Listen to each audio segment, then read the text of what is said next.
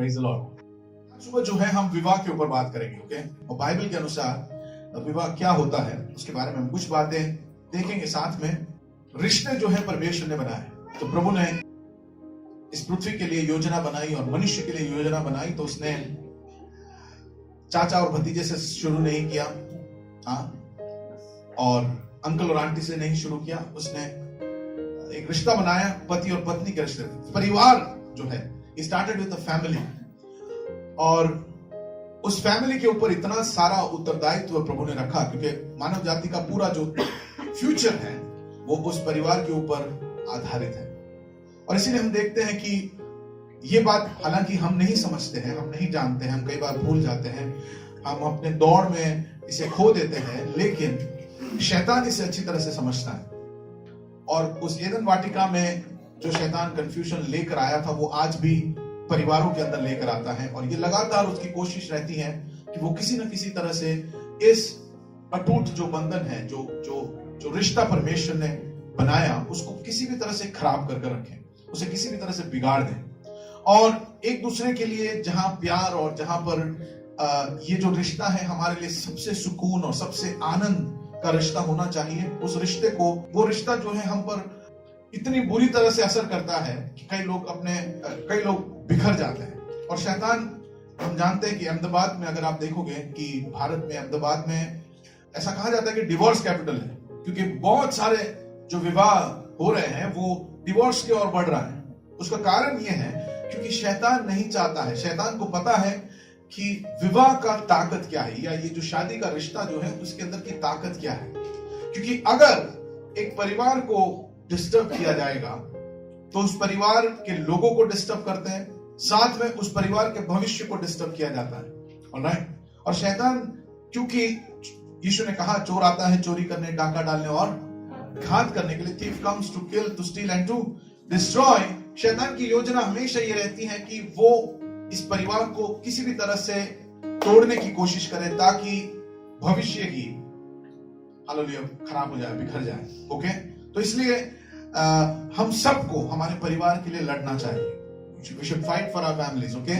हम सबको साथ में रहने के लिए, हमारा मलयुद्ध मांस और लहू से नहीं, आपकी पत्नी, आपका पति, आपका दुश्मन नहीं है। हमारा मलयुद्ध जो है वो किसके साथ है? अंधकार की ताकतों के साथ है, अंधकार की ताकतों के साथ है। और शैतान की योजना हमेशा ये है कि ये जो यूनिट है, फैमिली जो यूनिट है, उसे वो बिखेर दे। क्योंकि जब फैमिली टूटेगा, लोग टूटेंगे, भविष्य जो फैमिली का है, बच्चे जो है वो टूटेंगे, और जब वो टूटेंगे तो समाज टूटेगा। मेरे साथ हो आप? बेसिक यूनिट ऑफ सोसाइटी, जो सोसाइटी का जो बेसिक यूनिट है वो फैमिली है। और इसलिए बाइबल के अंदर आप देखोगे कि इतना सारा महत्व और इंपॉर्टेंस जो है फैमिली के बारे में दिया गया है। और हम लोग सब पैदा होते ही फैमिली ओरिएंटेड नहीं होते। मेरे साथ हो आप? हम लोग सब फैमिली ओरिएंटेड नहीं होते, हम अलग अलग फैमिली से आते हैं। और खास कर क्योंकि हम अधिकांश लोग गैर मसीह फैमिली से आए, यानी जहां पर मसीह परंपरा नहीं है, परमेश्वर का वचन नहीं है, तो हमारे परिवारों के अंदर हमने अच्छे एग्जाम्पल्स नहीं देखे। हेलो, मेरे साथ हो आप? देखिए, हम सबके लिए परमेश्वर ने एक मैनुअल बनाया है, हम सबके लिए मैनुअल है, और ये जो मैनुअल है ये परमेश्वर का वचन है। इस मैनुअल के अनुसार अगर आप आपकी जिंदगी चलाओगे तो जरूर धन्य होंगे, आशीषित होगा, प्रभु का वचन कहता है। इस मैनुअल्स को अगर हम भूल जाए, अगर हम इस मैनुअल को एक साइड पर रख लें और अपनी जिंदगी चलाएंगे, तो कहीं ना कहीं हम ठोकर खाएंगे, क्योंकि हमने अपना नींव ही सही नहीं रखा है। और यीशु ने बताया कि दो लोगों ने घर बनाया, एक व्यक्ति ने कहां पर बनाया? चट्टान के ऊपर अपना घर बनाया, और दूसरे ने रेती पर। और दोनों जो घर बनाए थे, उन दोनों के सामने तूफान और लहर आई। हेलो, वचन पर अगर आप बनाओगे तब भी तूफान आएगा, वचन पर आप बनाओगे तब भी आंधी आएगा, लेकिन आंधी आने के बाद एक जो घर है वो बह गया, लेकिन दूसरा घर नहीं बहा, क्योंकि वो चट्टान पर बना हुआ था। हालेलुया, मेरे साथ हो आप? तो ये जरूरी नहीं है कि हमने विश्वास, मतलब मेरा कहने का मतलब ये था कि हो सकता है कि हमने परिवार के बारे में, विवाह के बारे में, फैमिली के बारे में जो हमारे सोच है, जो हम अपने माँ बाप से पाते हैं, हमारे समाज से, हमारे कल्चर से पाते हैं, वो सही सोच होना जरूरी नहीं है। और इसलिए अगर आप गैर मसीह परिवार से आते हो, if you are coming from a non Christian background और कल्चर, ये हमारे लिए और ज्यादा इंपॉर्टेंट हो जाता है कि हम वचन से सीखें। मेरे साथ हो आप? क्योंकि हमने जो सीख रखा है वो क्या है? वो वचन के बाहर की बातों को सीख रखा है। वचन के अनुसार परिवार क्या है ये हमने कभी सीखा नहीं है। और हमने कभी, क्योंकि हमारे पास ऐसा माहौल नहीं था। अब हम यीशु को जान रहे हैं, और हमने यीशु को जाना कैसे? सबसे पहले हमने यीशु को कैसे जाना?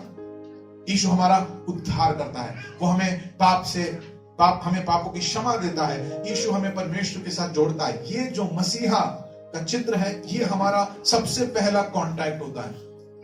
और फिर जब हम उस वचन को और अपने दिल में, अपने जीवन में लेकर आते हैं, तो वो हमारे जिंदगी के अलग अलग एरियाज में जाता है। वो हमारे नौकरी में इंपैक्ट लेकर आता है, वो हमारे धंधे में इंपैक्ट लेकर आता है, हमारे सोच में इंपैक्ट लेकर आता है, हमारे परिवार में इंपैक्ट लेकर आता है, हमारे पेरेंटिंग में, जैसे हम बच्चों को परवरिश करते हैं, उसमें इंपैक्ट लेकर आता है। लेकिन वो तभी आएगा जब आप इस वचन को वहां लेकर आओगे। आपने उद्धार पा लिया, ग्रेट, लेकिन उसका मतलब ये नहीं है कि आपका पारिवारिक जीवन बहुत अद्भुत होगा। हेलो, मेरे साथ हो?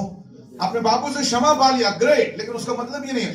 अगर आपके पारिवारिक जीवन को ग्रेट बनाना है, तो जैसे आपने अपने उद्धार के लिए वचन को लगाया और इस्तेमाल किया और कार्य किया आपके उद्धार के लिए, वैसे ही आपके पारिवारिक जीवन में आपको उसे लागू करना पड़ेगा, उस पर कार्य करना पड़ेगा। कितने लोग समझ पा रहे हैं जो मैं कह रहा हूं? आप मेरे साथ हो? For salvation we have applied the word of God, लेकिन फॉर मैरिज, फॉर फैमिली, अगर हमने सीखा नहीं, जाना नहीं और लगाया नहीं और उसके हिसाब से बनाया नहीं, तो हम शायद उद्धार पाए हुए मसीह होंगे, लेकिन अच्छा पारिवारिक जीवन नहीं होगा। हेलो, मेरे साथ हो आप? Alright, let me talk to you about the foundations. नींव, एक मसीह जो परिवार है, या मसीह जो शादी है, या मैरिज जो है, क्रिश्चियन मैरिज जो है, उसका सबसे बड़ा फाउंडेशन, जो 5 बड़े फाउंडेशंस हैं, क्या क्या है? पहला प्रेम, दूसरा समर्पण, तीसरा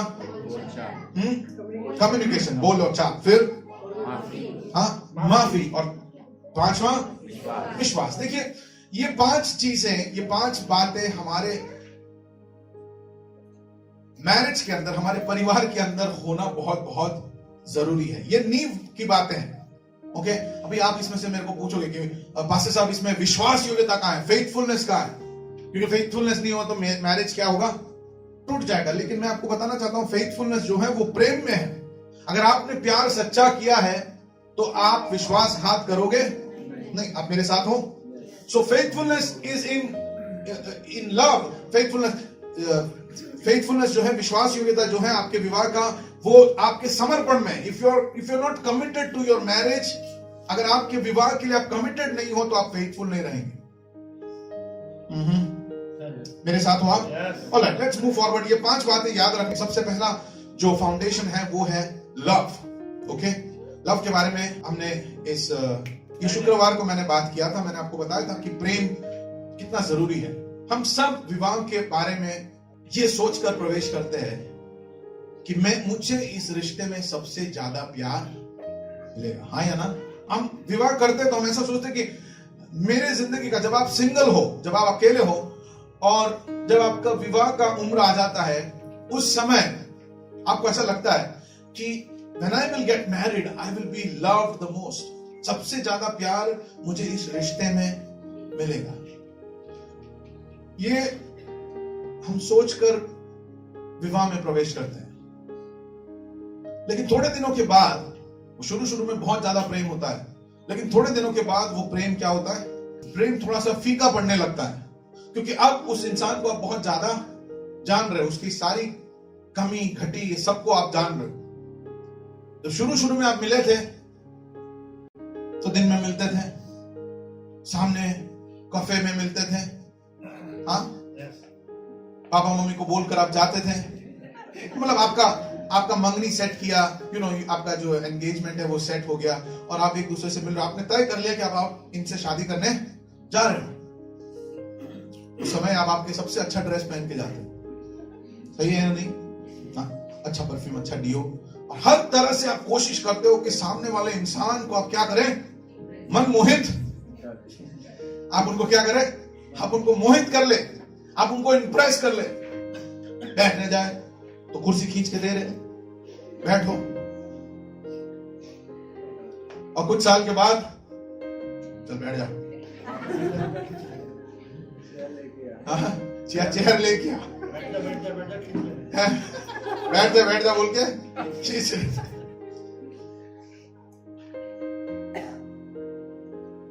लेकिन हमारा एक्सपेक्टेशन और हमको सबसे ज्यादा प्यार जो है वो इसी रिश्ते से आना है।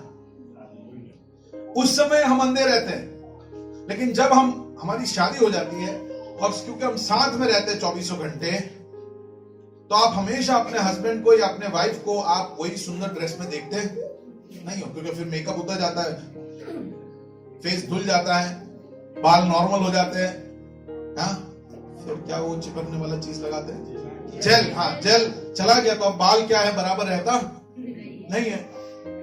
तो फिर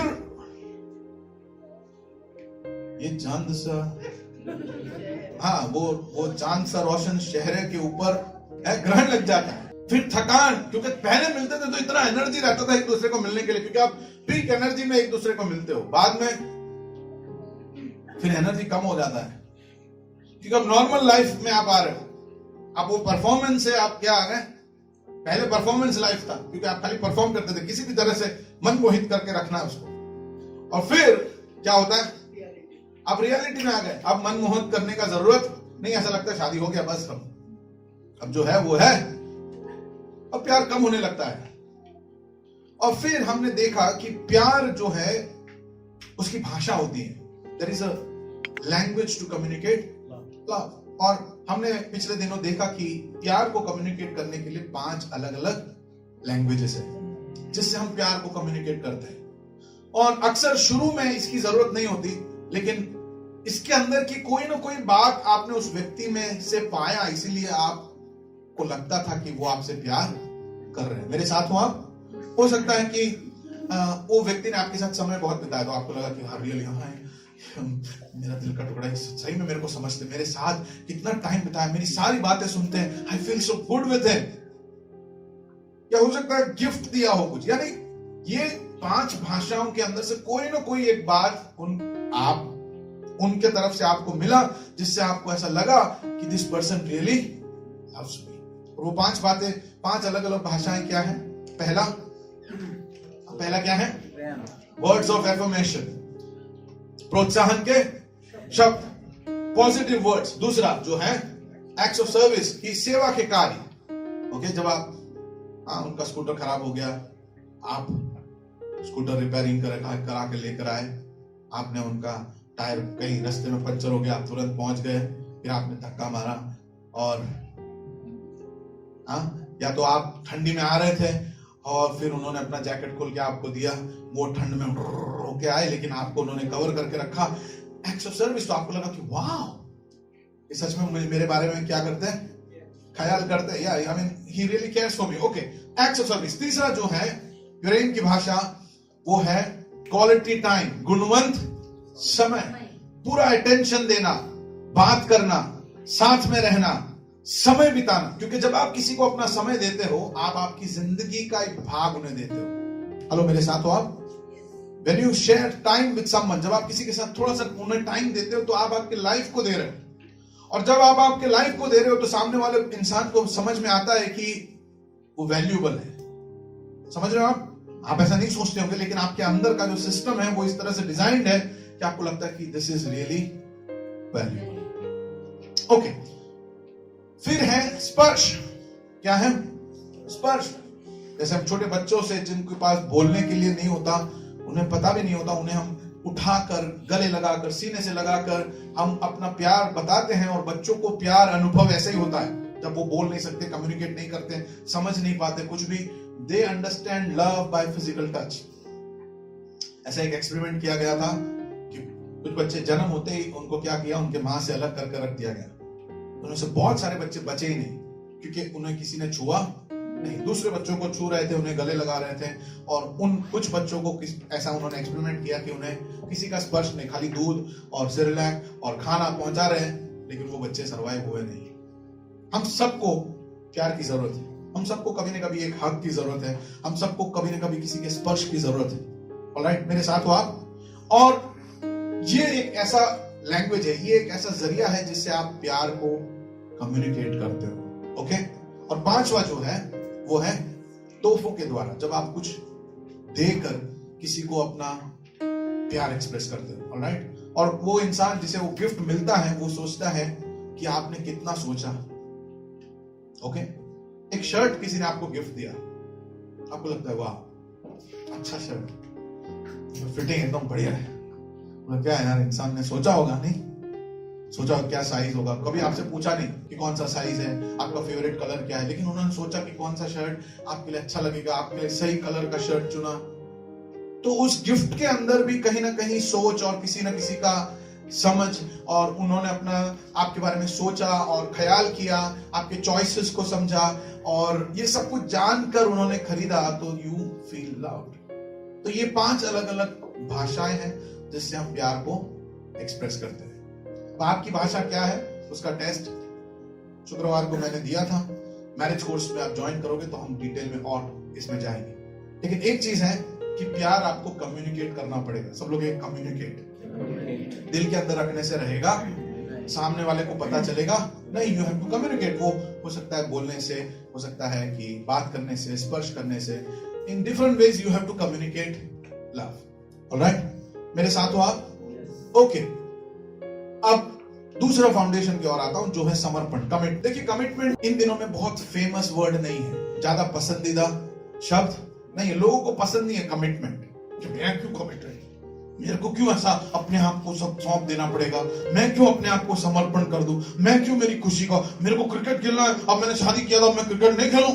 आजकल के जो जनरेशन के जो मिलेनियम इस वाले जो इस जनरेशन के जो लोग हैं, उनको अपने चीजों को सैक्रिफाइस करने के लिए थोड़ा भी मन नहीं है। और प्यार जो है, लव जो है, इज सैक्रिफाइस। प्यार सैक्रिफाइस के बगैर नहीं हो सकता। और अगर हम सैक्रिफाइस नहीं करते किसी के लिए कि ओके आज मेरा क्रिकेट मैच मैं नहीं देखूंगा, जाने दो, मैं मेरी पत्नी के साथ सब्जी मार्केट जाकर सब्जी खरीद कर दूंगा, तो कुछ लोगों को वो पसंद नहीं है, क्योंकि उनको ऐसा लगता है कि उनकी पत्नी के लिए उन्होंने क्या किया, अपने आप को सैक्रिफाइस कर दिया। और इस प्रकार का कमिटमेंट आजकल के लोगों में नहीं है। और विवाह के लिए, और एक लास्टिंग ऐसा लंबा समय तक चलने वाले विवाह के लिए कमिटमेंट बहुत जरूरी है, जहां पर आपको उस विवाह के लिए कमिटेड और उस इंसान के लिए कमिटेड रहना पड़ेगा। Hello, you have to be committed. अगर आप कमिटेड नहीं हो, ये आजकल की दुनिया में फैशनेबल नहीं है, इसीलिए लोग छोटे छोटे बात के ऊपर डिवोर्स के लिए चले जाते हैं, शादी तोड़ देते हैं। क्यों? क्योंकि उनका घर अच्छा नहीं लगा मुझे। क्यों? अरे उसके पापा अच्छा नहीं, शादी किससे किया तुमने? क्योंकि मेरे को बहुत बंदिशें लगती है वहां पर। हो सकता है आपको बात करना चाहिए, लेकिन ऐसी छोटी बातों के लिए जिसे एडजस्ट किया जा सकता है, जिसे हम फाइन ट्यून कर सकते हैं, उन चीजों के लिए भी लोग आजकल तैयार नहीं होते, क्योंकि हम सब बहुत स्वार्थी हो गए। और विवाह जो है वो आपके स्वार्थ को पूरी तरह से निचोड़ के निकाल देगा। हेलो, मेरे साथ हो आप? आपका सेल्फिश जो है उसको आपको सैक्रिफाइस करना पड़ेगा। और ऐसा भी मत बनो कि आपके पति को या आपके पत्नी को पूरी तरह से आप रगड़ के उसके अंदर का सब कुछ खत्म कर दो। मेरे साथ हो आप? थोड़ा उनको भी दो, थोड़ा आप भी लो, लेकिन आप दोनों को कमिटेड रहना पड़ेगा। ओके, बाइबल विवाह को संपूर्ण समर्पण मानता है, समझता है। ओके, मत्ती रचित सुसमाचार जरा निकालिए 19वां अध्याय। देखिए, यीशु के पास आकर, अभी मैं आपको एक और चीज मैं बताता हूं कि बाइबल के अंदर डिवोर्स का कोई ऑप्शन नहीं है। डिवोर्स का कोई ऑप्शन नहीं है। बाइबल, अगर आप यीशु मसीह के शिष्य हो, आप यीशु के पीछे चलते हो, तो मैं आपको बताना चाहता हूं कि विवाह जो है वो परमेश्वर बहुत ही गंभीरता के साथ लेता है, और वो कहता है कि देयर इज नो डिवोर्स। पढ़िए क्या यीशु ने कहा, आपका बाइबल के अंदर ये मार्क कर लेना, पढ़िए। तब फरीसी उसकी परीक्षा करने के लिए पास आकर कहने लगे, क्या हर एक कारण से अपनी पत्नी को त्यागना उचित है? उसने उत्तर दिया, क्या तुमने नहीं पढ़ा कि जिसने उन्हें बनाया उसने आरंभ से ही नर और नारी बनाकर कहा। उसने आरंभ से नर और नारी बनाकर क्या कहा? परमेश्वर ने क्या कहा? यानी जब यीशु से किसी ने पूछा कि डिवोर्स ओके है कि नहीं, हम पत्नी को या पति को त्याग सकते हैं कि नहीं, तो यीशु लेकर गया पहले, मतलब आदि में जब परमेश्वर ने बनाया, परमेश्वर का जो ओरिजिनल प्लान था, उसने उत्तर दिया कि इस कारण मनुष्य अपने इस कारण मनुष्य अपने, कुछ लोगों के लिए ये प्रॉब्लम है। मसीह विवाह के अंदर का सबसे इंपॉर्टेंट एक एस्पेक्ट ये है कि हमको हमारे माता पिता से क्या होना पड़ेगा? अलग, यानी अलग घर में रहने का नहीं। आप साथ में रह रहे हो, साथ में रहिए, अलग रह सकते हो, अच्छी बात है, लेकिन अपने माता पिता के साथ जो आपका रिलेशन था, क्या लिखा है? मनुष्य अपने माता पिता से अपनी पत्नी के, अब आपको ये समझना है कि आपकी पत्नी आपके माता पिता से भी क्या हो गई? इंपॉर्टेंट हो गई। हेलो, अब आपके लाइफ में आपके माता पिता जो सबसे ऊपर थे, बाद में भी वो वही रहेंगे, और बाइबल यही कहता है कि अपने माता पिता का आदर करो, लेकिन जो जिस तरह से हमारा संपर्क और हमारा अधीनता पेरेंट्स के साथ था, अब वो हमारे पति और पत्नी के साथ के रिलेशनशिप में होना चाहिए। मेरे साथ हो आप? अच्छा, अभी आप अगर आप माता पिता हो तो आपको भी एक चीज समझना चाहिए, शादी करवाने के बाद बच्चों को रिहा कर देना चाहिए। मेरे साथ हो आप? बच्चों को क्या करना चाहिए? ये माता पिता का उत्तरदायित्व है, ये पेरेंटिंग, अच्छा पेरेंटिंग का उत्तरदायित्व है कि बच्चों को क्या करो आप। ऐसा नहीं सुबह हाँ चुन्नो कुछ खाया कि नहीं, उठ गए आप, उसने तुझे चाय पिलाया? नहीं पिलाई, कभी नहीं, इतने देर सोती है। हाँ मम्मी चाय नहीं पिला, हो गया फिर। अब मम्मी को चिंता करने की जरूरत नहीं है, क्योंकि अभी आपने अपने बेटे को या अपनी बेटी को क्या किया? सौंप दिया है। अब आप उन्हें रिहा कर दो, अब आप उनके जिंदगी में दखल अंदाजी कम से कम करो। हाँ ठीक है, कहीं पर कुछ गलत जा रहा है तो आप बोल सकते हो, लेकिन आप उनके डेली रूटीन को, उनको एडजस्ट होने में, थोड़ा एडजस्ट होने में, उनको रिहा कर दो। आप उनसे ये मत एक्सपेक्ट करो कि जैसे पहला बेटा था, रोज आता था, रोज सुबह आके सलाम मारता था, अभी नहीं आ रहा है।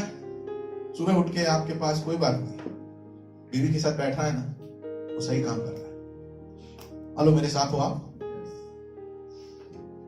कुछ लोग हैं पापा के साथ, मम्मी के साथ बैठकर सुबह सुबह न्यूज़पेपर नहीं पढ़ेंगे, चाय नहीं पिएंगे साथ में, तो उनको लगेगा कि उनका दिन बहुत,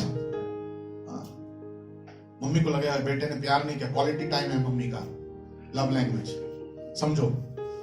मम्मी के साथ नहीं बिठाते और मम्मी बोले आजकल टाइम नहीं बिताता, तू बिल्कुल प्यार नहीं करता। मेरा बच्चा कितना बदल गया शादी के बाद। अरे यार छोड़ दो, शादी हो गया उसका। अच्छा, ये जो सिंगल लोग जो सुन रहे हो ना, ये आपके लिए एक चीज बोल रहा हूं, इसलिए शादी बहुत ध्यान से करना। किसी के साथ भी शादी मत करना, क्योंकि डिवोर्स का कोई रास्ता बाइबल देता, एक ही बार चुनना, अच्छा चुनना और सही चुनना, और परमेश्वर को शामिल कर कर चुनना, परमेश्वर के लोगों को शामिल करके चुनना, आपके माँ बाप को शामिल करके चुनना, क्योंकि आप, अरे यार आप अपना कपड़ा ढंग से नहीं चुन सकते हो, क्या लड़की चुनोगे?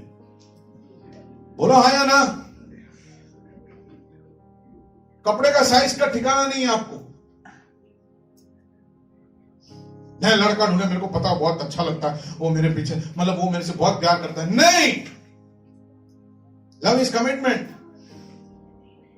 और आपको बहुत ध्यान देना चाहिए जब आप इस कमिटमेंट के लिए तैयार हो रहे हो, और उसके लिए समय भी है कि कब हमको तैयार, क्या लिखा है? इसलिए मनुष्य अपने माता पिता से, अभी आप कॉलेज में पढ़ रहे हो, फीस कौन भरने वाला है? अलग हो सकते हो क्या? तो उसका मतलब है अभी आपका उम्र हुआ नहीं। कब में मेरे को पति, कब मेरे को पत्नी के बारे में, कब हस्बैंड के बारे में, कब वाइफ के बारे में सोचना चाहिए, जब मैं अलग होने की ताकत रखता हूं। उसके पहले सही समय नहीं। हेलो, मेरे साथ हो? बाकी दुनिया वाले कोई भी बॉयफ्रेंड बनाए, गर्लफ्रेंड बनाए, बनाने दो।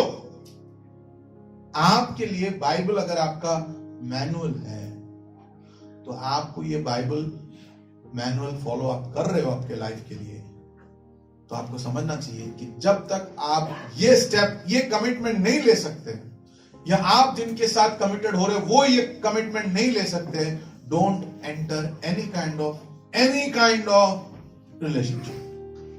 भैया तो फोन पे बात करते हैं, नहीं। हम तो कहीं मिलते नहीं, खाली हाय हेलो, नहीं। डोंट डू इट, क्योंकि you are not ready for it. अभी आपके लाइफ में आपको क्या करना है?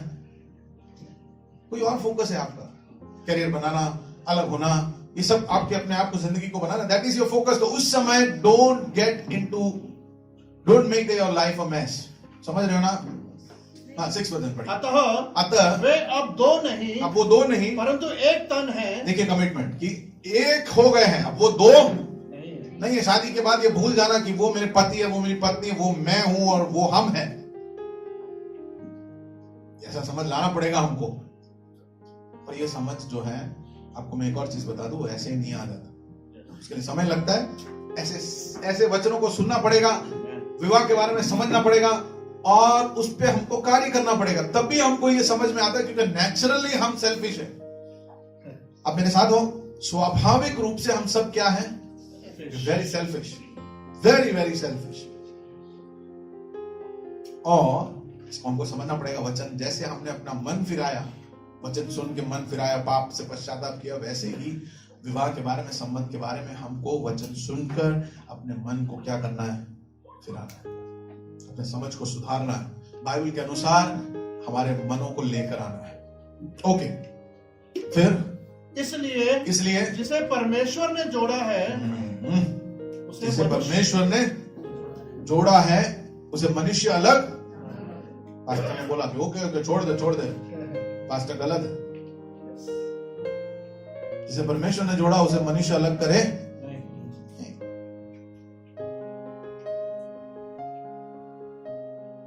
क्योंकि परमेश्वर समझता है कि दिस इज वेरी इंपॉर्टेंट। ये क्या है? बहुत जरूरी रिश्ता है। लेके मेरे हस्बैंड है, ओके रिलैक्स। प्रभु को पता है कि नहीं मेरी वाइफ है, ओके रिलैक्स। प्रभु को पता है कि नहीं? प्रभु कार्य करेगा। अगर आप विश्वासी हो, आप प्रभु के वचन पर विश्वास रखते हो, प्रभु के पीछे चलने चाहते हो, तो वो हर चीज भलाई के लिए बदलने वाला परमेश्वर है। Amen. Alright, okay let's move forward. किस प्रकार का समर्पण? एफिसी की पत्री 5 और उसका 25। हे पतियों अपनी अपनी पत्नी से प्रेम रखो। अपनी पत्नी वो भी अंडरलाइन कर लो, आजकल जरूरी चीज है। कुछ लोग बाकी सब लोगों से प्यार करते हैं, लेकिन अपनी पत्नी से प्यार नहीं करते। तो प्रभु ने बोला प्यार, सबसे ज्यादा प्यार किसको करने का? अपनी पत्नी को। But that's it, finish. आपकी पत्नी को कभी ऐसा लगना नहीं चाहिए कि वो कंपटीशन में है। It's not good. उस सिचुएशन में रहना, इट इज नॉट गुड। आप समझ रहे हो मेरी बात? ओके, बिकॉज ये रिश्ते में आपको सबसे ज्यादा प्यार महसूस करना है। ये एक ही रिश्ता है जिसके अंदर जरिया है आपके प्यार के टैंक को भरना। समझ रहे हैं मेरे साथ? हमारे प्रेम के टैंक को यही रिश्ता सबसे ज्यादा भर सकता है, और ये जरूरी है कि हमारा प्यार का टैंक भरे। हम कब भरे? जैसे आप कब शरीर का टैंक भरते हो ना, सुबह दोपहर को शाम को टाइम टू टाइम, वैसे आपको आपके साथी का प्यार का टैंक आपको आदत में भरते रहना पड़ेगा। मेरे साथ हो आप? We'll have to make it a habit. अगर हम नहीं सोचेंगे, हम इतने बिजी होंगे, हाँ, दो हस्बैंड वाइफ दोनों काम करते रिटायर हो जाएंगे, बच्चे चले गए, सब बच्चे भी बड़े हो गए, चले गए, फिर एक दूसरे को देखेंगे, अच्छा यही था क्या जिससे शादी किया था? क्या किया, क्या किया, तो कितने बिजी थे आप। लेकिन वो प्यार का टैंक जो है वो भरना जरूरी है। और जब तेल नहीं होता है किसी भी इंजन में, तब क्या होता है, इंजन खराब होता है, आवाजें बहुत होती है, स्मूथ नहीं चलता। वैसे शादी नहीं होगा, क्योंकि आप दोनों की प्यार की टंकी भर नहीं रही है। There's a love tank and it has to be fulfilled. It has to be filled. हर दिन आपको आदत से ये क्या करना है, as a habit you need to fill the tank. Make it a habit. Make it a habit to fill. कैसे हमको प्यार करना है? हे पतियों, अपने पत्नी से प्रेम रखो जैसे मसीह ने कलीसिया से प्रेम कर कर अपने आप को। मेरे को यही चीज पसंद है। बड़ा मुश्किल चीज डाल दिया प्रभु ने।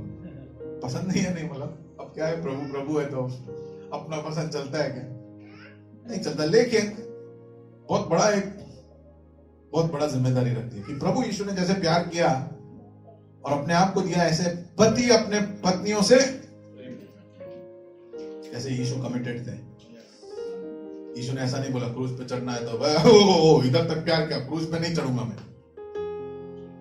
वो अपने आप को क्रूज पे चढ़ा के मरकर मौत का सामना, मौत भी निकल लिया उन्होंने। उतने हद तक उन्होंने प्यार किया। मेरे से नहीं होता है, पता नहीं आप लोगों से होता है कि नहीं। मेरे से बहुत बार मैं यहां मतलब क्या करे, हम भी इंसान है ना, थक जाते हैं कभी कभी। प्रभु का वचन क्या बोलता है, अपनी पत्नियों से तुम क्या करो, ऐसा समर्पण वाला प्रेम, कमिटमेंट वाला प्रेम। वैसे पतियों के लिए भी ऐसा उल्टा भी हो सकता है, करेक्ट। मतलब अगर पत्नी ने प्यार नहीं किया तो यीशु स्वर्ग ले जाएगा क्या कलीसिया को? हाँ, तो पत्नियों को भी क्या करना चाहिए, कैसा प्यार करना चाहिए, ऐसा समर्पण वाला प्यार हमको करना पड़ेगा कि एक दूसरे को हम क्या करें, हम प्रेम से भरे, हम एक दूसरे के प्रति इस प्रकार कमिटेड रहे। ओके, जब तक मृत्यु हमें। एक और चीज मैं आपको बताना चाहता हूं कि ये समर्पण के बारे में, अगर आप शादी के रिश्ते में अपनी स्वार्थ को पूरा करने की कोशिश में हो पूरे टाइम, मेरे को ये नहीं मिला, मेरे को ये चाहिए, मेरे को ये चाहिए, मेरे को ये चाहिए, मेरे को चाहिए करके आप अपने आप को भरने की कोशिश करोगे ना, तो बहुत फ्रस्ट्रेटेड होगे। उसी समय आप अपनी पत्नी को खुश करने के लिए या आपके पति को खुश करने के लिए आप हमेशा तत्पर रहोगे, तो आप ज्यादा खुश रहोगे। मेरे साथ हो आप अपने आप को खुश करने के लिए डिमांड रखते जाओगे, you will always be frustrated. उसके जगह पर आप अपने पति को या पत्नी को खुश करने के लिए आप कमिटेड रहिए, आप उसके पीछे व्यस्त रहिए, आप मेहनत करिए कि आपके पति को या आपके पत्नी को आप खुश रखे। अपने बारे में मत सोचो, उनके बारे में सोचोगे तो आई विल टेल यू कि आप ज्यादा प्यार पाओगे। क्योंकि स्वार्थ के ऊपर कोई, you cannot build something good on selfishness. आप मेरे साथ हो? स्वार्थ के ऊपर आप कुछ अच्छा बना सकते हैं नहीं। यीशु भी हमसे ऐसे प्यार करता है, जस्ट कीप्स लविंग। कब तक प्यार? जब तक हम बदल ना जाए। हालेलुया। क्यों हमारे जीवन में इतना परिवर्तन है? मेरे को बताइए सबसे बड़ा कारण क्या है? आपके लाइफ को ट्रांसफॉर्म करने वाला सबसे बड़ा कारण क्या है? यीशु के बारे में प्रेम। क्योंकि गॉड सो लव, यीशु का प्यार लगा, हम कैसे भी क्या भी हो, लेकिन हिज लव जस्ट कम्स हमारे पास बार आता है। That is why we get transform. Hallelujah. मेरे साथ हो आप? कमिटमेंट, मृत्यु हमको जुदा ना कर सके, ना करे तब तक, this is a long term commitment. इसलिए जवानों, समय सही चुनना, इंसान सही चुनना, और जब चुनो तो हमेशा के लिए चुनना। मेरे साथ हो आप? Okay, let's move forward. दूसरा पिलर क्या था? बाइबल डिवोर्स की अनुमति। ठीक है, आज हम बात करें तो थोड़ा सा कि सिंगल लोग भी हैं, बच्चे भी सुन रहे हैं, तो सब लोग एक बार समझ ले। एक बार हम पढ़ेंगे ये जो विवाह का जो रिश्ता है, मत्ती रचित सुसमाचार 19 उसका 8 और 9, ये जो रिश्ता है, please everybody listen carefully, okay, very important चीज। शादी वाला जो रिश्ता है उसमें हम एक दूसरे से वाचा बांधते हैं। किसके सम्मुख में? परमेश्वर के सम्मुख। तो यहां पर 3 पार्टियां हैं, ओके, 3 लोग हैं, आप, आपका हमसफर और परमेश्वर। ये 3 लोगों के बीच में कॉन्ट्रैक्ट हो रहा है, और जब भी ऐसा ट्राइपार्टेड कॉन्ट्रैक्ट होता है उसमें तीनों लोगों की मंजूरी चाहिए किसी भी डिसीजन के लिए। और इसीलिए बाइबल ना कहता है, क्योंकि परमेश्वर उस डिसीजन में शामिल है, और वो कहता है कि देयर इज, जिसे परमेश्वर ने जोड़ा उसे कोई जुदा न करे। इसके लिए ये जो विवाह का जो वाचा है वो अटूट है। विवाह का वाचा अटूट है, वो पाक है। क्यों होली है? क्योंकि उसमें परमेश्वर शामिल है। विवाह का रिश्ता ऐसा नहीं है किसी लड़के को कोई लड़की मिल गई, चुन लिया, डिसाइड कर लिया, शादी कर ले और कर लिया, ऐसा नहीं है। आप वाचा मानते हो और उसमें परमेश्वर शामिल है, और जब तक परमेश्वर राजी नहीं होगा तब तक कोई भी चीज उस वाचा के अंदर हम बदल सकते नहीं। अगर आपने मसीह विवाह किया है, आपने विवाह किया है, विश्वास में आने से पहले भी अगर आपने विवाह किया, आधार यही है क्योंकि आप परमेश्वर आपके विवाह के साथ शामिल था, क्योंकि परमेश्वर ने ही आदम के लिए हव्वा बनाया। मसीह विवाह नहीं होगा आपका, आप विश्वास में आने से पहले आपने विवाह किया। लेकिन आप समझिए कि this is instituted by God. परमेश्वर ने इसे क्या किया? पढ़िए क्या लिखा है मत्ती रचित सुसमाचार। यीशु ने उनसे कहा, मूसा ने तुम्हारे मन की कठोरता के कारण तुम्हें अपनी अपनी पत्नी को छोड़ देने की आज्ञा दी। मूसा ने तुम्हारे मन की कठोरता के कारण मूसा ने आज्ञा दिया कि क्या कर सकते, तुम अपनी पत्नियों को छोड़ सकते हो, परंतु आरंभ से ऐसा नहीं था। देखा, शुरू से ऐसा नहीं था। परमेश्वर ने जब प्लान बनाया था तो ये ऐसा नहीं था। ये तुम्हारे दिल की कठोरता के वजह से मूसा ने क्या किया?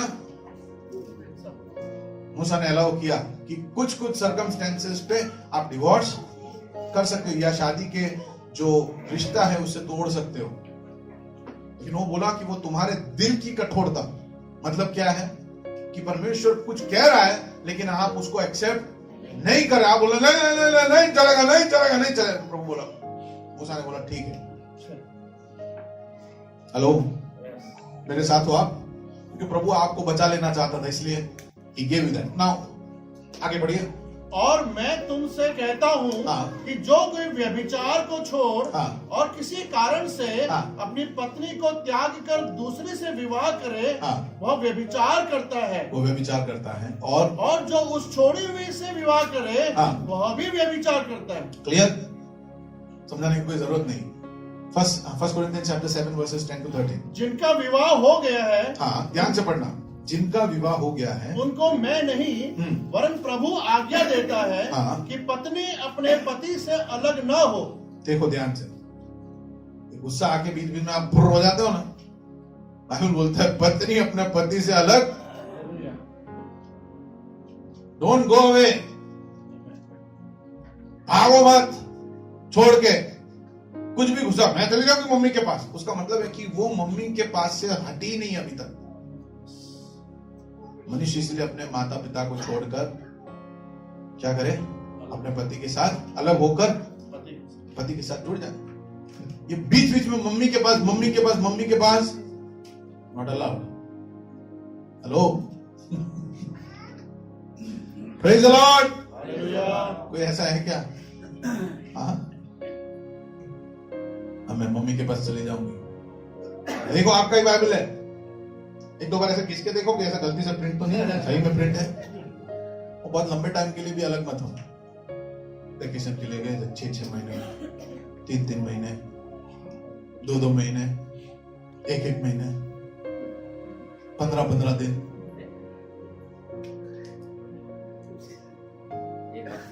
बाबुल की दुआएं लेते, उस दिन छोड़ दिया।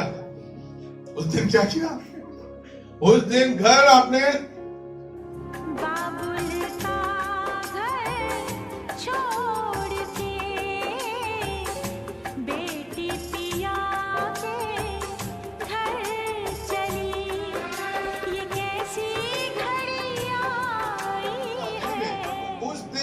विदाई में आपने क्या कर लिया? आपने क्या कर दिया? आपने विदाई ले लिया। There's no way. ओके? बीच बीच में मम्मी के पास जाके, बीच बीच में मम्मी के पास, सॉरी, आप नाराज हो जाओ मेरे से। बाइबल में जो लिखा है वो मैं पढ़ रहा हूं कि पत्नी अपने पति से अलग ना हो। अच्छा नहीं है, अच्छा नहीं है। इसलिए बाइबल में परमेश्वर उत्पत्ति में कहता है ये अच्छा नहीं है कि मनुष्य अकेला, it's not good for him to be alone. आपको ब्रेक चाहिए, लेकिन उस ब्रेक में कुछ और ब्रेक ना हो जाए, ये आपको ध्यान रखना है। कुछ पति लोग भी है सेल्फिश, जा जा जा, ठीक है, मेरे को फुर्सत की सांस लेनी है। कोई पति ऐसा भेजता हो तो थोड़ा संभाल लेना, सोचना ये जाने के लिए क्यों बोल रहे हैं, मुझे सुधरना चाहिए या इनको सुधरना चाहिए, क्या है। जिंदगी भर मृत्यु हमको अलग नहीं करे तब तक हम साथ में रहने वाले हैं। अगला वचन।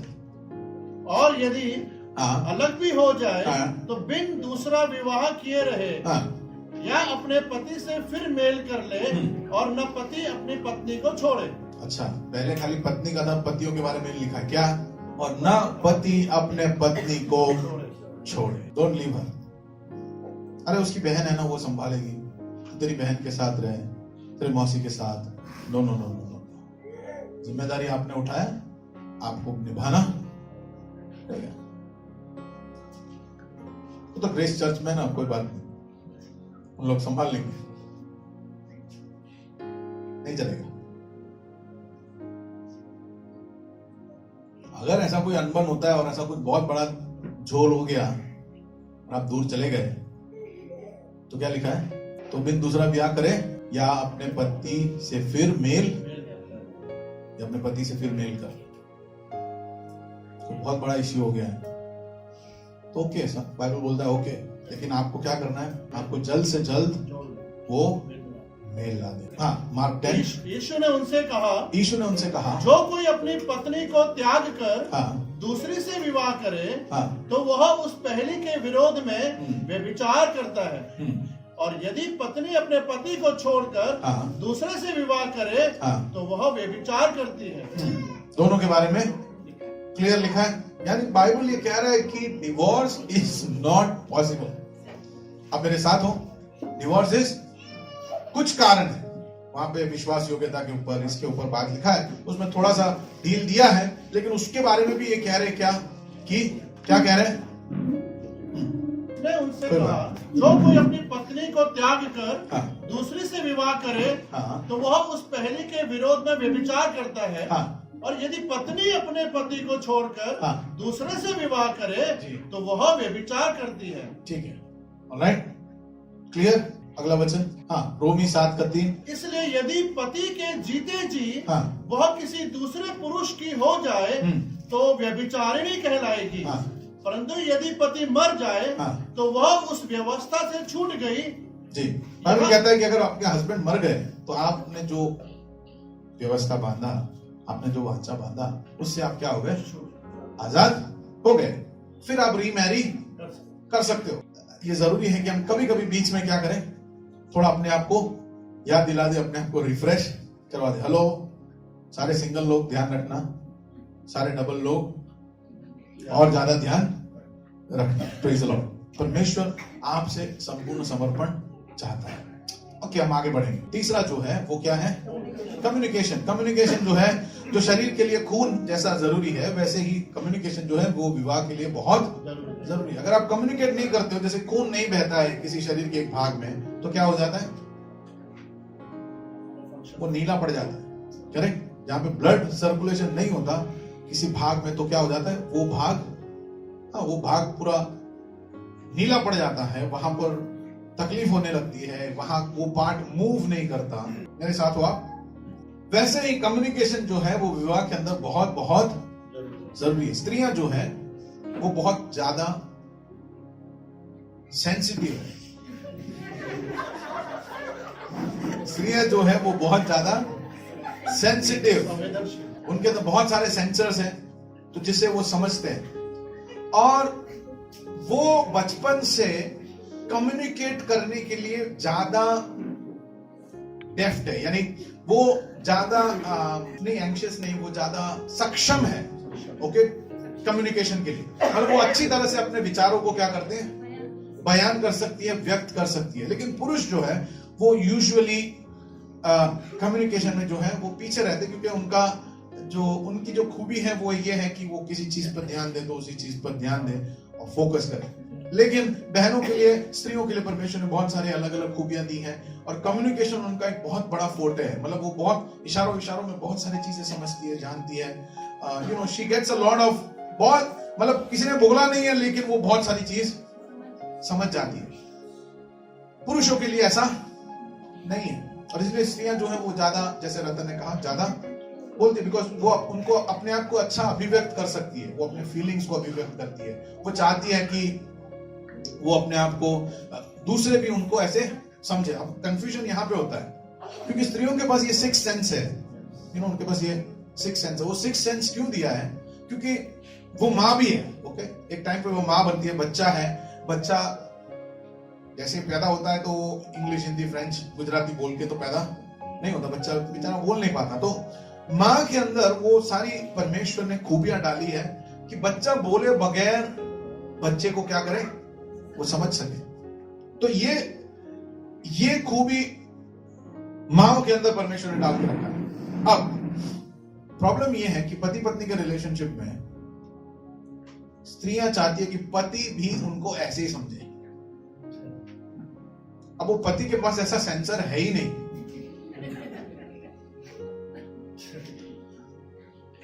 कई बार आपकी पत्नी आपसे पूछती है क्या बोला, तो पूछते हैं क्या कहा आपने, खबरदार आपने वो लाइन रिपीट किया।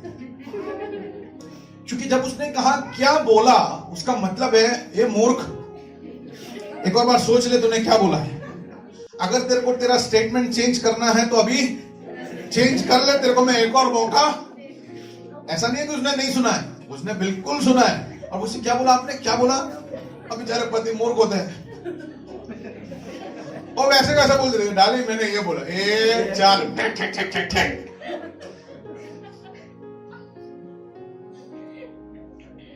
मैरिज कोर्स में बहुत सारी बातें हैं और ऐसे। लेकिन स्त्रियां ये चाहती हैं कि पति उनको उस तरह से समझ ले, विच इज रॉन्ग। थोड़ा उनको ट्रेन करना पड़ेगा। मतलब देखिए प्रशिक्षण देने की जरूरत है क्योंकि men are not like that, उनके अंदर वो चीज नहीं है। और कम्युनिकेशन जो है वो एक स्किल है जो आप डेवलप कर सकते हो। समय लगता है, आप स्किल डेवलप कर सकते हो। जैसे पब्लिक स्पीकिंग का स्किल हो सकता है, राइटिंग का स्किल, या अलग अलग स्किल्स होते हैं हम सबके पास। तो वो स्किल आप डेवलप कर सकते हो, लेकिन उसमें समय लगता है। लेकिन कई बार पत्नियां जो है वो एक्सपेक्ट करती है कि पति उनको उनका मन रीड कर समझ जाए जैसे ये समझते हैं उनको, और कंफ्यूजन वहां होता है। चलो मेरे साथ हुआ तो थोड़ा सा उनको ढील दो, थोड़ा सा उनको आप समझो, थोड़ा सा उनको बताओ, थोड़ा सा उनको सिखाओ कि जब आपने ऐसा बोला तो आप क्या एक्सपेक्ट कर रहे हो या आप क्या सोचते हो। चलो मेरे साथ हो आप।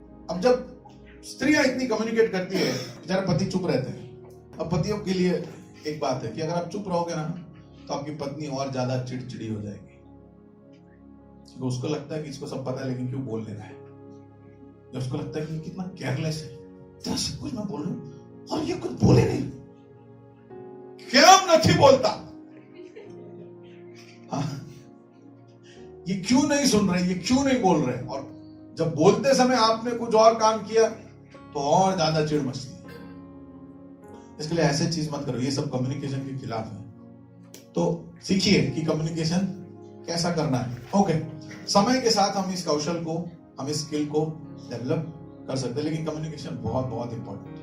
जैसा खून शरीर के लिए है, वैसे विवाह के लिए कम्युनिकेशन खुलकर बात करिए। कुछ लोग खाली बात करते हैं, किराना लाया, सब्जी लाया, यही है उनका डिस्कशन, उससे आगे कोई डिस्कशन होता नहीं है। पर विवाह ऐसा नहीं है, यहाँ पे आपको खुलकर बात करना पड़ेगा। You have to be open, you have to talk. सिर्फ गिराने का लिस्ट और बेसिक चीजों के बारे में बात करने से ज्यादा आपको बात करना पड़ेगा। अभी विद में चौथा जो है वो माफी। ये बहुत इंपॉर्टेंट है। हम लोग सब अपने जिंदगी में गलतियां करते हैं, we all fail, right?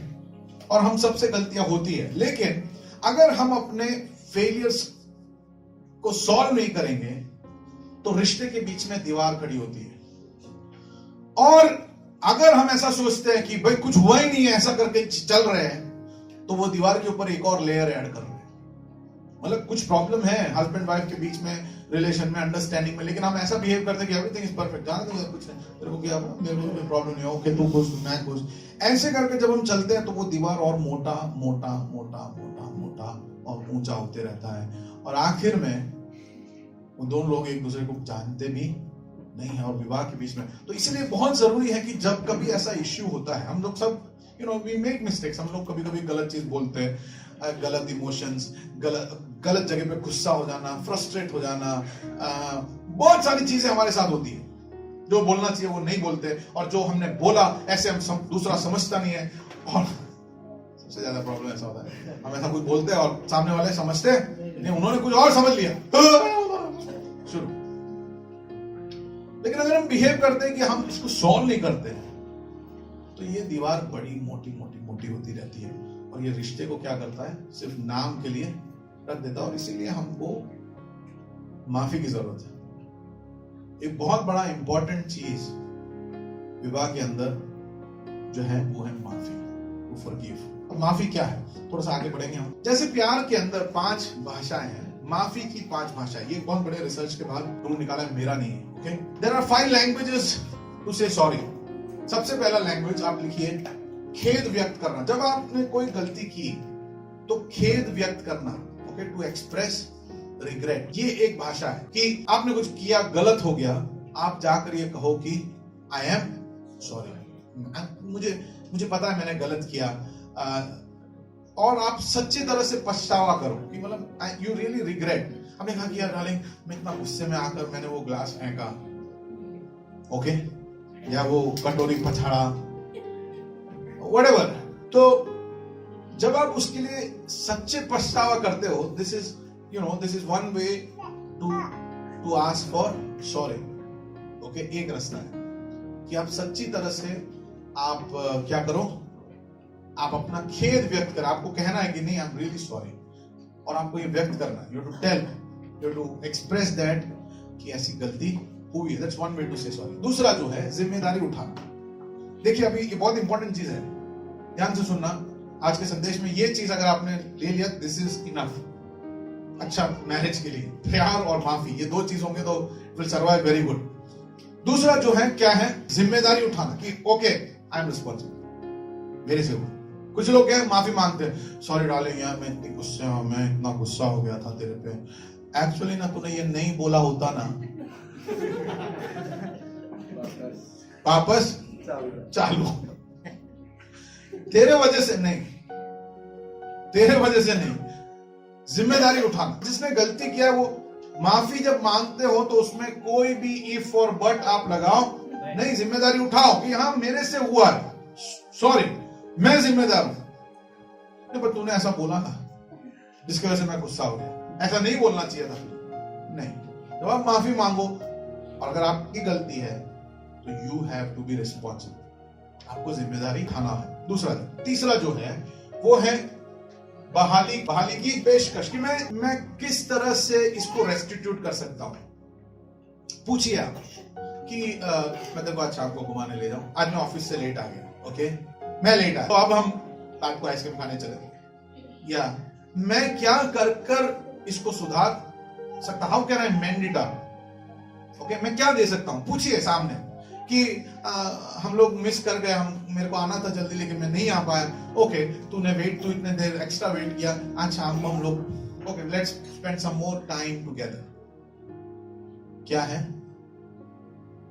You are opening up yourself, और आप एक सैक्रिफाइस कर रहे हो, आप कुछ दे रहे हो पश्चाताप के लिए, प्रायश्चित के लिए आप कुछ दे रहे हो। तो this is one of the ways. चौथा जो है वो सच्चा पश्चाताप, ओके, बदलने की इच्छा, ताकि आई एम रियली सॉरी, मैं बदलूंगा। प्लीज मेरी हेल्प करना कि मैं इतना गुस्सा में बार बार होता हूं या होती हूं, मैं नहीं हूं, इसलिए प्लीज हेल्प मी।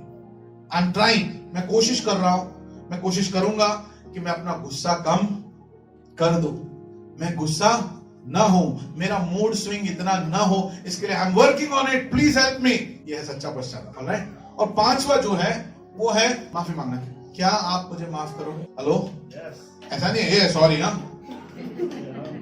हाँ हमारा सॉरी ऐसा होता है, सॉरी डार्लिंग, और हम एक्सपेक्ट करते हैं कि वो क्या करें, माफ करें। ऐसा नहीं, you to request for forgiveness कि सॉरी, क्या आप मुझे माफ करोगे?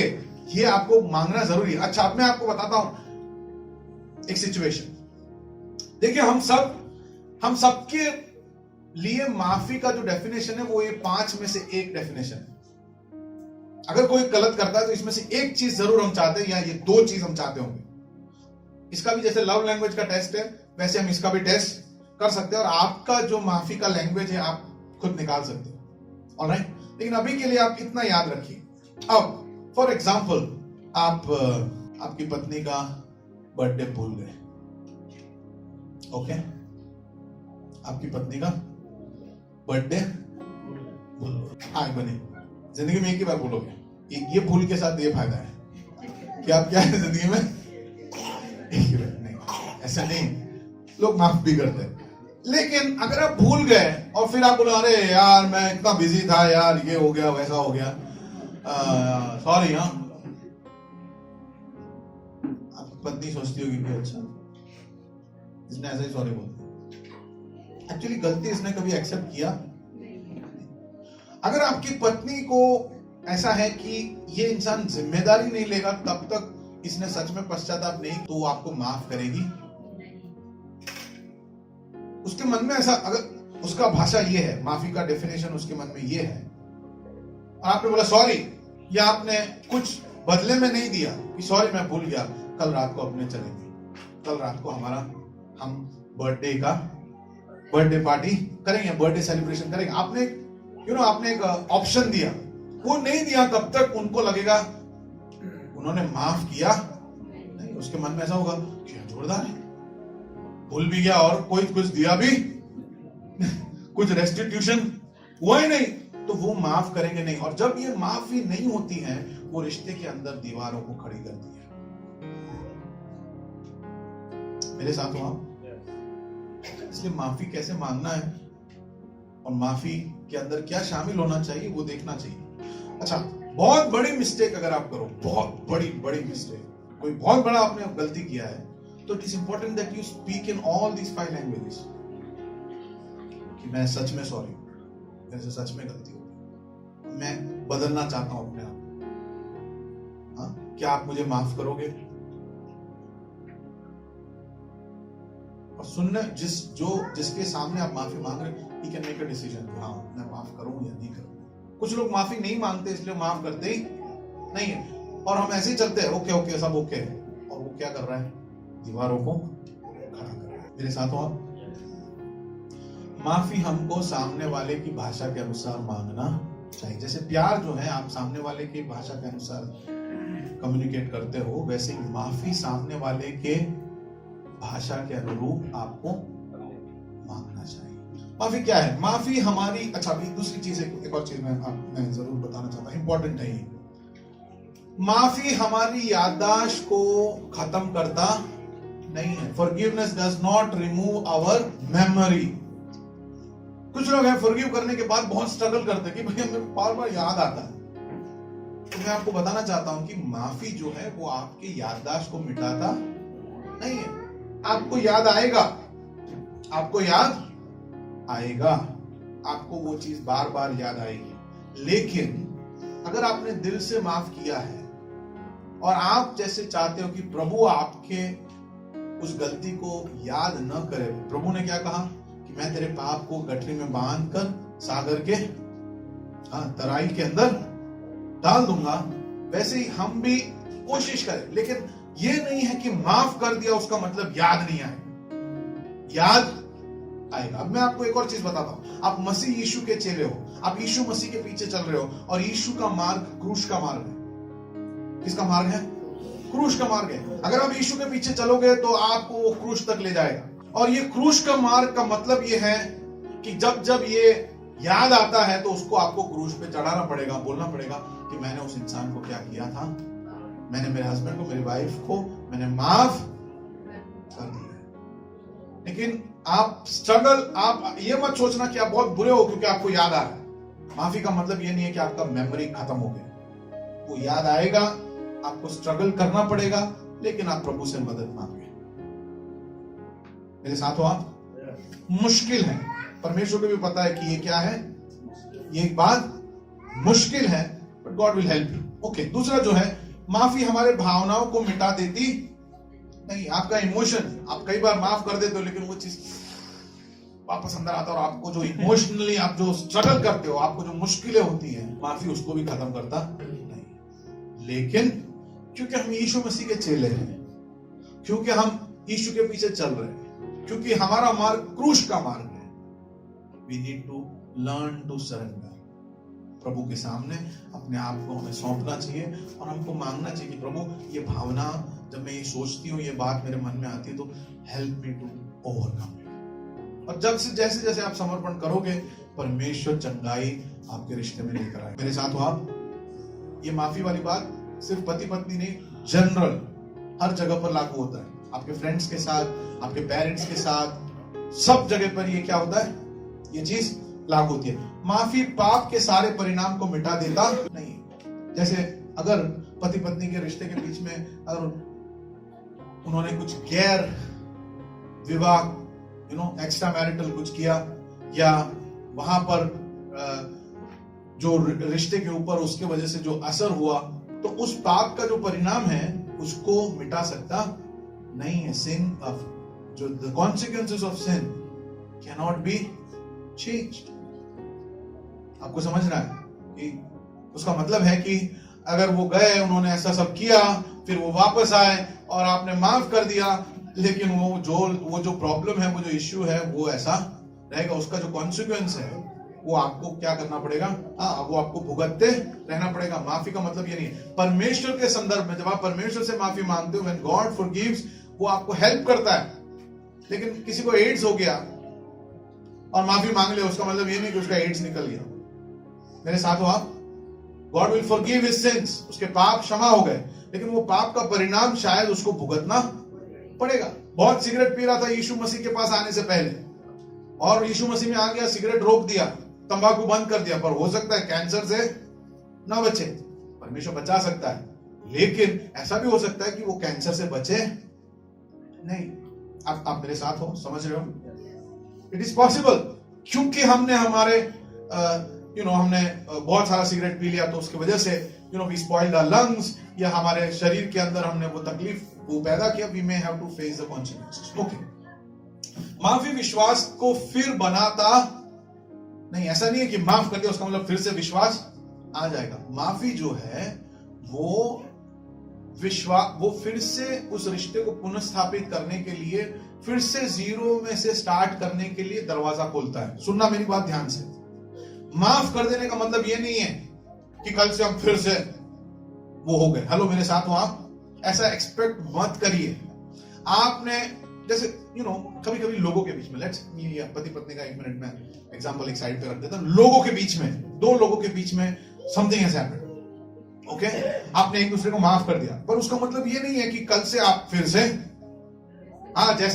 जैसे आप पहले थे वैसे हो जाएंगे। हो सकते तो अच्छी बात है, लेकिन एक अगर इंसान जिसके खिलाफ आपने गलती किया है वो समय ले रहा है विश्वास पुनः स्थापित करने के लिए, तो आपको उसको समय देना पड़ेगा और आपको उसको सांत्वना दिलाना पड़ेगा। आपको ऐसे स्टेप्स लेने पड़ेंगे जिससे वो इंसान आपके ऊपर विश्वास कर सके। अगर आपकी पत्नी ने कुछ देखा और उन्होंने पूछा आपसे, मोबाइल मैं नहीं दूंगा, पासवर्ड मैं नहीं खोलूंगा, ये नहीं दूंगा, ओके, और बोले नहीं कुछ नहीं, और आपकी पत्नी देखती है और कुछ है, हेलो मेरे साथ हो आप, और फिर आप दोनों एक दूसरे से बात करते हो, झगड़ा होता है, रोना धोना ये सब हो गया, पास्टर के पास आई, या हो सकता है आपने अपने अंदर ही सॉल्व कर दिया, पर नेक्स्ट दिन उसका मतलब ये नहीं है कि आपकी पत्नी फिर से या आपका पति आपसे फिर से वैसे ही प्यार करे।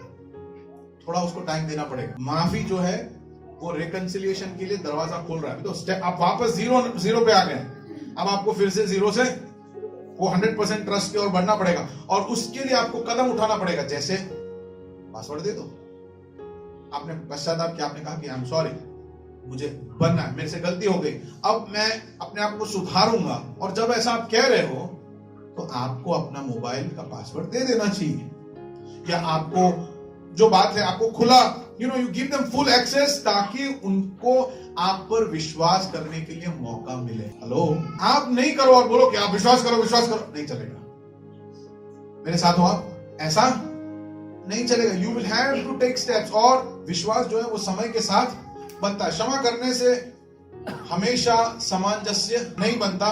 सुलह का मतलब है कि हम जहां थे वहां से हम फिर से शुरू करें।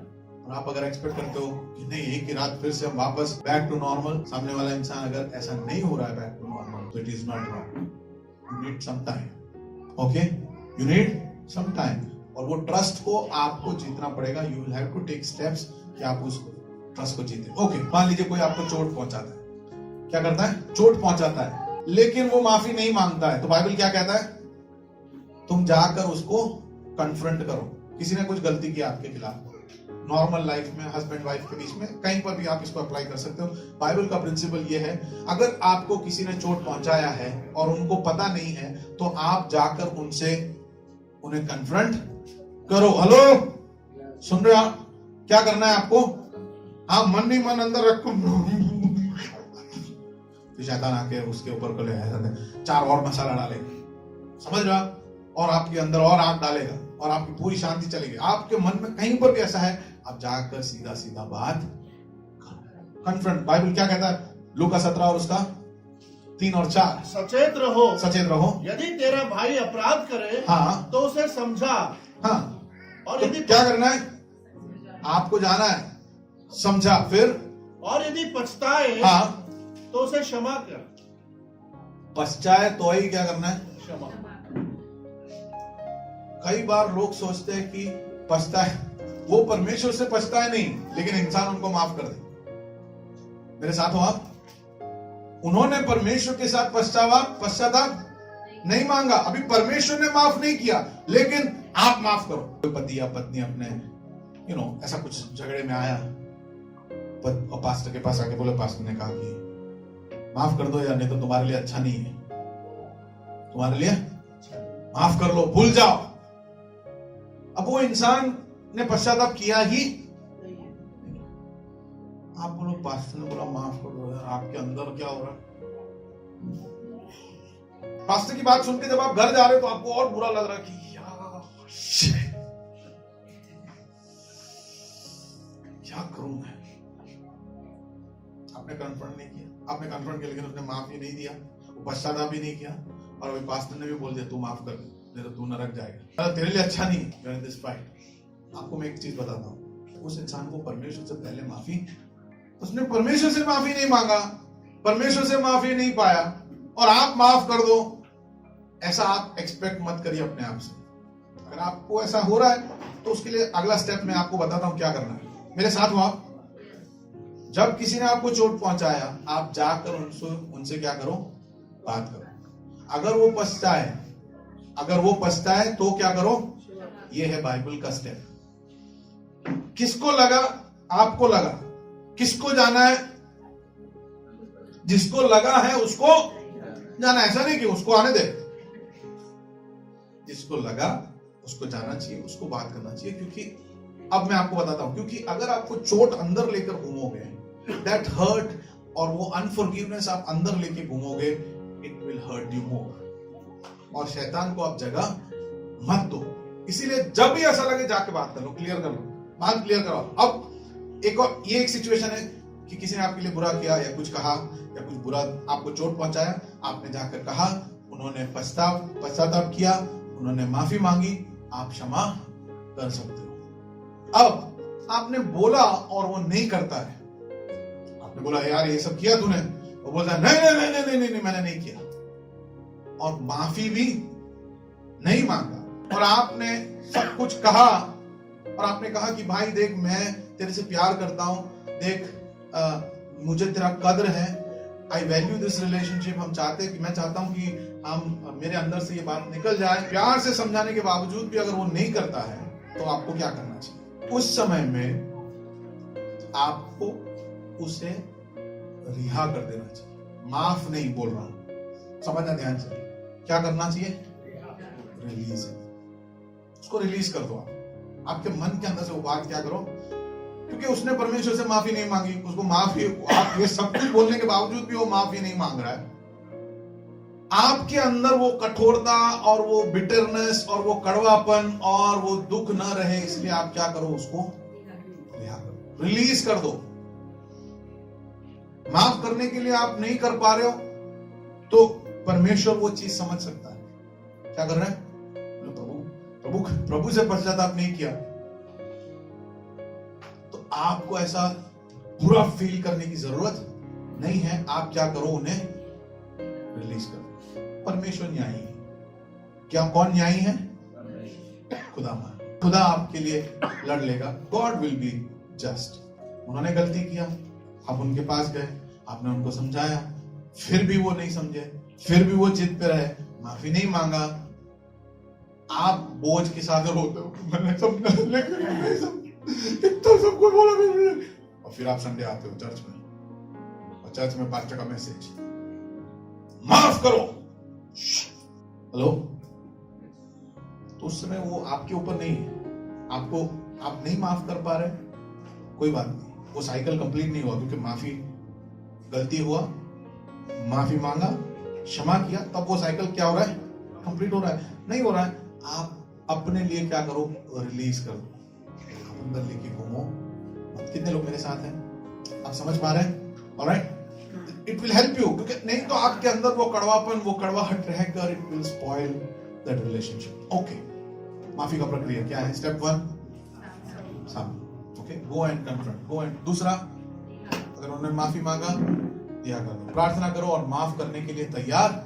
अगर उन्होंने माफी नहीं मांगा तो प्रार्थना करो और आप तैयार रहो कि वो जब भी आके माफी मांगेंगे, आप उनको क्या करेंगे? माफ कर दो। ऑलराइट, फोर्थ क्या है? बुराई के बदले में don't give back evil for evil. बुराई के बदले में आप क्या रिटर्न में दो? आप उनको रिहा कर दो और आप उनके लिए कुछ बुरा, don't do anything bad, don't do anything bad. उनके लिए बुरा मत करो, आप छोड़ दो, परमेश्वर के हाथ में सौंप दो। आप उस बात को अपने दिल से रिहा कर दो, प्रभु को दे दो अपना लड़ाई। आखिरी और सबसे इंपॉर्टेंट जो है वो है विश्वास। पहला कुरिन्थी 13 और उसका 7वां आयत, प्यार हारता नहीं है। क्या कहता है? प्यार क्या करता है? पढ़िए। सब बातें सह लेता है। हाँ, वह सब बातों की प्रतीति करता है। वो सब बातों की प्रतीति करता है। प्लीज, ये भी बहुत इंपॉर्टेंट है। आपका हस्बैंड वाइफ बोलते, प्लीज बिलीव, ट्रस्ट देम, उनको विश्वास के लिए मौका दीजिए। सब बातों की आशा करता है, सब बातों में धीरज धरता है। Love is patient.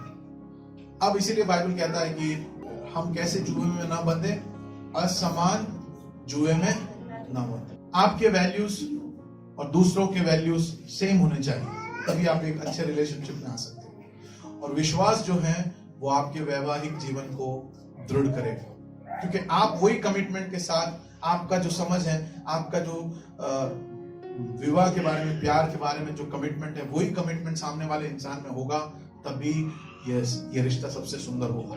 मेरे साथ हो आप? और इसीलिए विश्वास बहुत जरूरी है। आपके फैमिली लाइफ में फेथ को आप डालिए। अगर आप गैर मसीह विश्वास से आते हो तो आपके पारिवारिक जीवन में इस विश्वास नींव को आप बुलंद कीजिए, उसे आप मेक इट स्ट्रॉन्ग, ताकि आने वाले बच्चे उसी नींव के ऊपर से शुरू करें। ओके, कहानी कहकर मैं खत्म करता हूँ। एक दिन सुबह का समय है, एक 5 स्टार होटल में पति और पत्नी बैठे हैं, दोनों 90 साल के आसपास के उम्र के हैं, और पत्नी जो है वो बिल्कुल, उसके पास याददाश्त नहीं, और आज उनका मैरिज एनिवर्सरी, और पत्नी को याद ही नहीं है उनका पति है। वो बैठ रही है, पूछ रहे, कौन हो भाई साहब आप? वेटर को बुला रही, बोले इंसान कौन है? पति मुस्कुरा रहा है, बोले हमारा मैरिज एनिवर्सरी है, कैंडल जला रहे हैं, पति खिला रहा है, तो पत्नी पूछती, क्यों खिला रहे हो मुझे? मेरे को नहीं खाना। फिर भी उन्होंने हंसते हंसते मुस्कुराते हुए खिलाया। ये सब इतना देख रहा है, वेटर सोच रहा है क्या बात है, ये पति कैसा है, किसकी पत्नी को होश भी नहीं है, समझ भी नहीं है, याद भी नहीं है कि ये इंसान उसका पति है, लेकिन ये इतना क्यों उसका ध्यान रखता है जब उसको पता याद तक नहीं है। तो वेटर बहुत देर सब कुछ किया, लेकिन उनके बीच का इतना ये देखने के बाद आखिर में उसने आकर उस बूढ़े बुजुर्ग पति से पूछा, मैं ये सब देख रहा हूं, आप जा रहे हो, लेकिन मेरे को एक आपसे सवाल पूछना है, ये सब आपकी पत्नी को याद भी नहीं है कि आप उसके पति हो, तो फिर आप ये सब क्यों सेलिब्रेट कर रहे हो? पति ने जवाब में दिया, कहा उसे याद नहीं है लेकिन मुझे याद है, उसे याद नहीं है लेकिन मुझे याद है। मैरिज जो है कमिटमेंट, प्रेम की जरूरत है, माफी की जरूरत है। मेरे साथ हो आप? विश्वास जो है वो हमको जीतना है, इसमें मेहनत लगता है, परिश्रम लगता है, और कम्युनिकेशन जो है एक स्किल है। बहुत सारे स्किल्स हमको डेवलप करने हैं, लेकिन जब हम उसको डेवलप करेंगे, जब हम अपने विवाह के ऊपर कार्य करेंगे, परमेश्वर अद्भुत कार्य आपके परिवार से करेगा।